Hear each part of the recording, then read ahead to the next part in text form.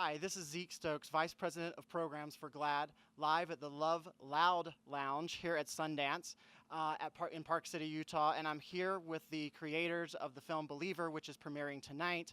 And we're going to be having a great conversation. I want to start down here with Don Argott, director of Believer, Tyler Glenn, lead singer of Neon Trees and an incredible activist and part of this film, Sarah Kate Ellis, the president of GLAAD, president and CEO of GLAAD, and Dan Reynolds, who needs no introduction, the lead singer of Imagine Dragons. Dan, this film is going to premiere tonight, major premiere here at Sundance. No one's seen it yet, obviously, because of the world premiere. What's the film about?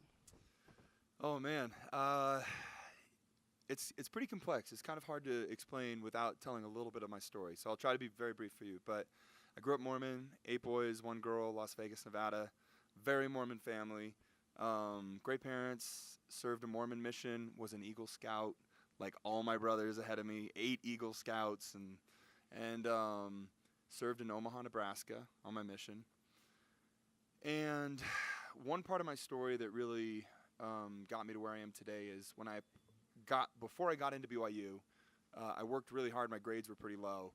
I had to take extra classes after school to get a higher ACT, and I didn't want to be the first boy in my family to not get into BYU and be part of, like, the perfect Mormon line. I got in, and then a week before I was supposed to go, I got kicked out of BYU. I got kicked out for talking to my bishop and telling my bishop that I had had sex with my girlfriend of 4 years, and experienced a real shaming moment over something that, I don't know, should have been beautiful for me. And it was the first time in my life that I was confused about my feelings in my heart and the feelings in what was supposed to be my spirit and my mind. And even though my family was super loving and cool about it, I felt shamed in my community. A lot of my friends were Mormon. They all knew that suddenly I was kicked out of BYU. And I had this feeling of being dirty or less than. And really spiraled into a deep depression for quite a while. Stayed home, lived with my parents. All my friends went off to college. Went through a repentance process for a year, then went on a Mormon mission. When I got home, I had grown up with a lot of my friends who were Mormon and queer, and I had seen how at odds they were with their faith, how badly they wanted to believe in the faith of their family and follow this line, but also how badly they wanted to love and be themselves and be their natural self.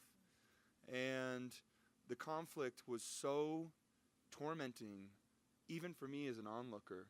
I remember one of my friends who was in middle school, he hadn't even come out, and he had shared with me that one day his mom came into his room early in the morning and said, "I had this nightmare that you were gay." And I woke up and, thank goodness it was just a nightmare. And he just, that is a reality for these Mormon kids, that they're living with this pain. They're living with this secret that they have to do these mental gymnastics in their mind to try to have their faith. They want to serve a mission. But anyway, so flash forward, and I'm sorry this is long, but it's the only way to explain this to you. We want to hear it. Okay. I got home from my mission.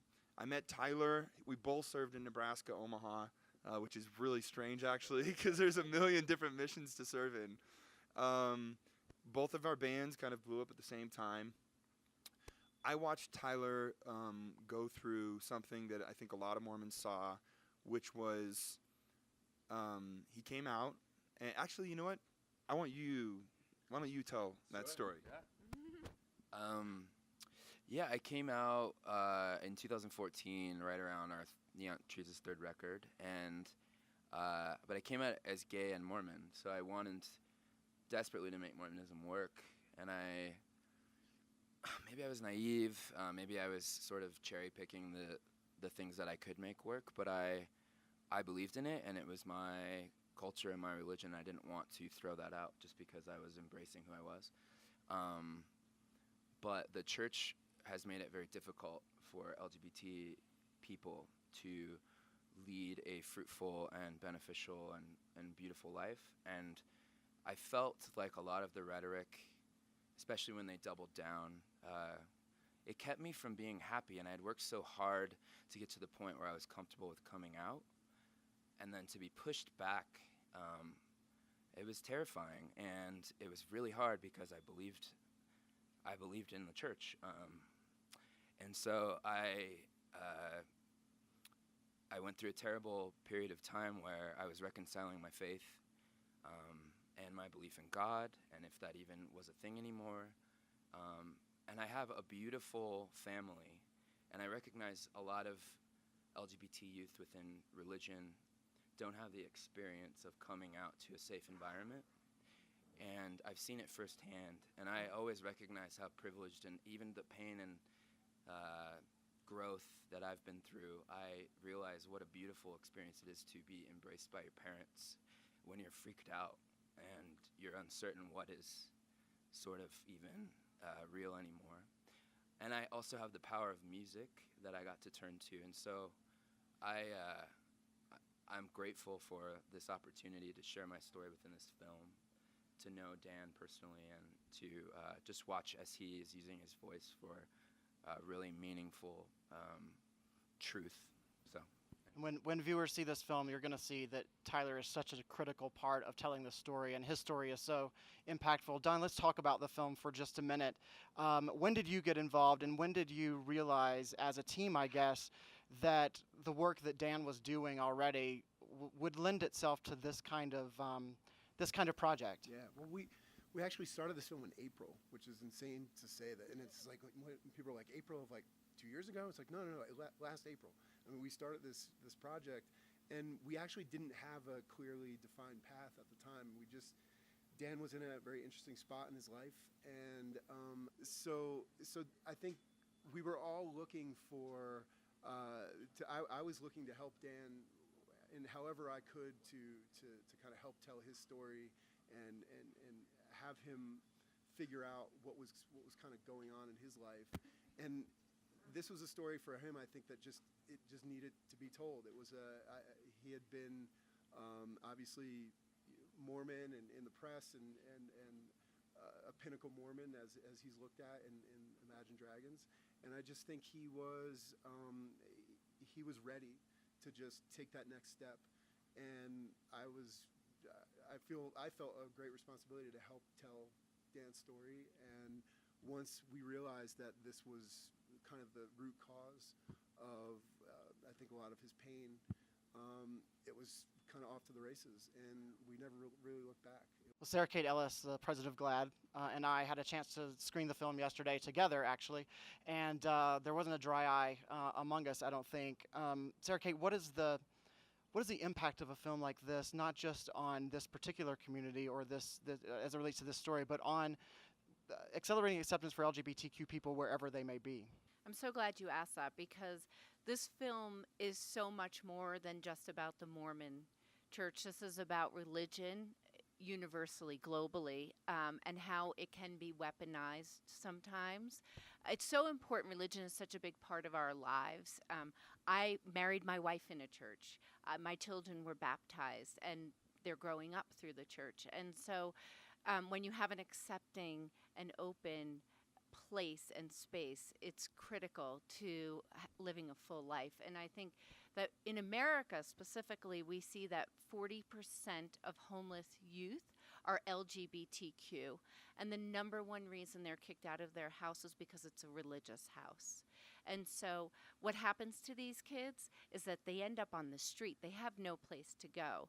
And it's a dire tale from there.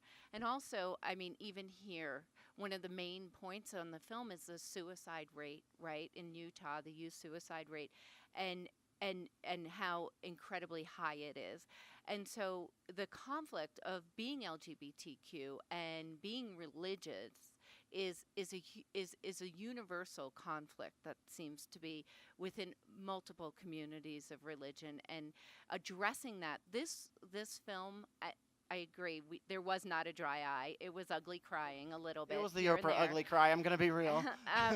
But this will save lives. I've seen it as the president of GLAAD when storytellers put out there new ways of thinking and open hearts and minds. There will be children in the next few years that will come out and their parents will keep them in their homes and not put them on the streets because of this film. That's the importance of being at Sundance. That's the importance of using these platforms to tell stories, because it opens hearts and minds and it changes the way people who have learned one thing for a very long time get to experience something else. And so I'm really proud of this project. It was great to be associated with it and continue moving in this direction. Justin Tranter, who wrote the song Believer and a couple of other tracks on the Evolve album, is a member of the GLAAD board of directors. And I think when you started working on this, you reached out to Justin, Dan, and he said, you got to call GLAAD. And part of what we all put together with a ton of help from the community and more people than we can even thank was the Love Loud Fest. Can you talk about what it meant for that to come together and sort of the feeling that you had on stage that night with all of those people in Provo, Utah standing together? Yeah, I think first and foremost, I would just say there's so much passion behind this project. There are so many people that have been paving this road before me for years. People like Tyler, people like Barbara Young, with the people within Mormonism who have been fighting for change, who have been hoping for change. Savannah, a young girl who put her strong voice out for the world to hear, even though it was stopped within church and testimony meeting. You know, this is a film not to attack Mormons. I am Mormon. My family is Mormon. I desperately want these Mormon kids to know that they can have their faith and that they can also have love and be themselves and love themselves. And right now, the Mormon church is teaching celibacy, mixed orientation marriage. If you go to mormonandgay.org, which is an initiative that the church is trying to put out, they're trying. They want change. I've sat down with two of the apostles. They know this is broken. They want change. They have spoken about how we need to love our gay youth in General Conference. The sad thing is, it doesn't do it. It's a platitude. It's not actual change. And the Mormon people that I know have hearts that are big. They are wonderful people. My parents who are coming tonight, this is a big step for them to come to this tonight. I know that if Mormons see this face on, they hear the voice of these youth, most Mormons aren't affected by it. Most people of Orthodox religion can just turn a blind eye. Until your son comes to you and says, I am gay, it doesn't affect them really. And so this is beyond just Mormonism. I cannot stand by and watch one more life lost to this. 44 people. We're here at the Love Lounge in Park City at the Sundance Film Festival, and you can hear the people in the room who are excited about this film and excited about what you're saying, Dan. You're a hero to me, to a lot of people in this room, and to millions and millions of kids who need to hear this message. So thank you for what you're doing. Thank you guys for being here. We're at the Love Loud Lounge, as I said, at Sundance. GLAAD is here. We're going to be back many, many times this week. Want to thank Live Nation Productions, HBO, Kettle One Vodka, and all of our partners in this project. And we're looking forward to the premiere tonight. And if you get the chance to see this film after Sundance, it's been picked up by HBO. We'll be getting a premiere date pretty soon, I suspect. Please do it. It's going to change lives. Thank you for joining us.